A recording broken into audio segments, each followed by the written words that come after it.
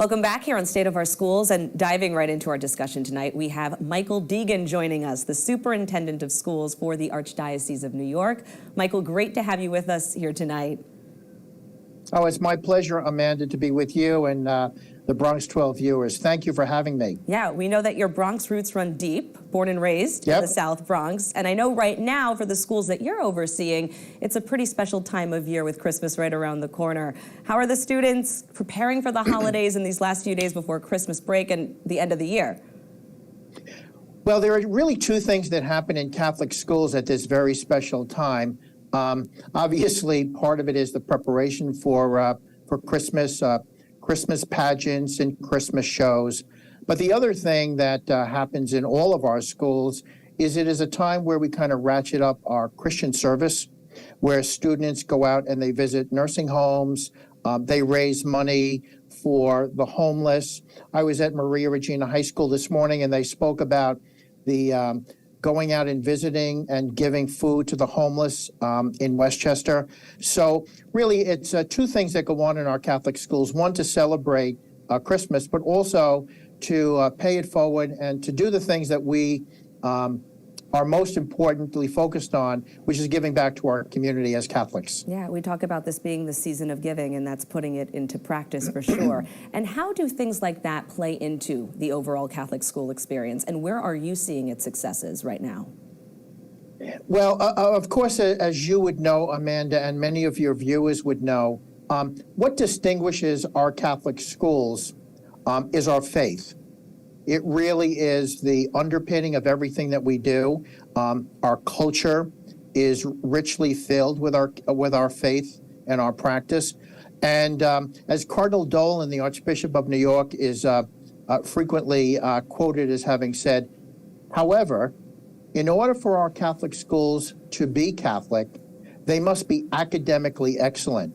And we're very proud of the fact that our schools throughout the Archdiocese are richly and academically successful.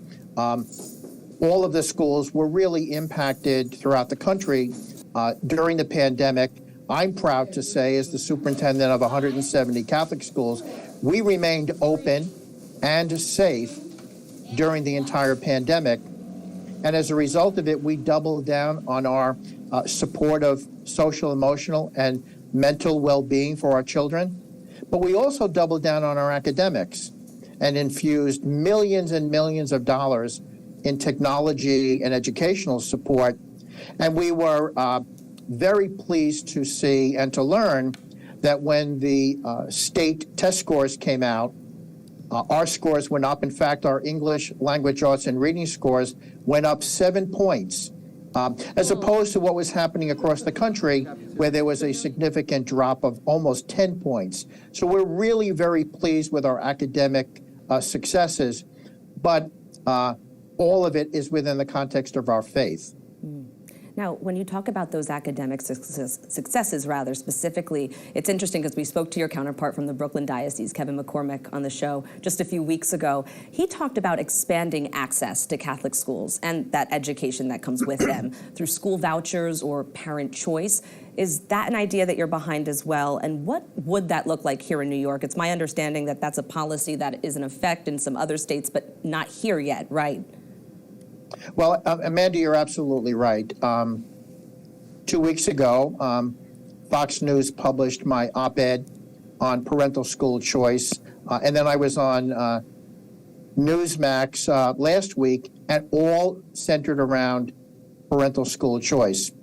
One of our good friends is Senator Tim Scott from Carolina, and he says that the future of America rests on a successful and effective educational system, and then goes on to say that the success of an educational system rests on giving parents the choice to send their children to whatever school they want.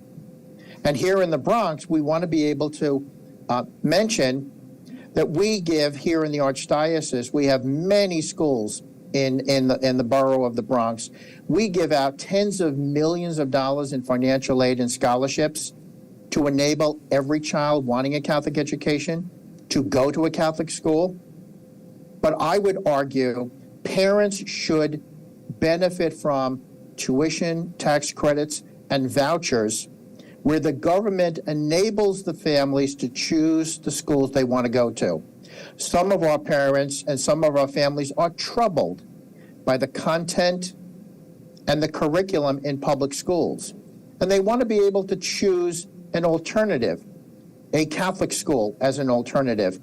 And while there is this myth that when there are tuition tax credits and vouchers, it takes away money from government schools, public schools, and charters, that's not true. That's really something that the teachers' unions in the public schools advocate and promulgate, but it's not really true. Every Bronxite with a child should be able to send their child to the school of their choice, where their values are reflected, their values not only about how they should raise their children, but the academic quality and the excellence of the program. That's what we are advocating. And definitely a continued part of the conversation that continues. Michael Deegan, Superintendent of Archdiocese Schools here in New York, thank you so much for being with us here tonight. It's my pleasure, Amanda, to be with you.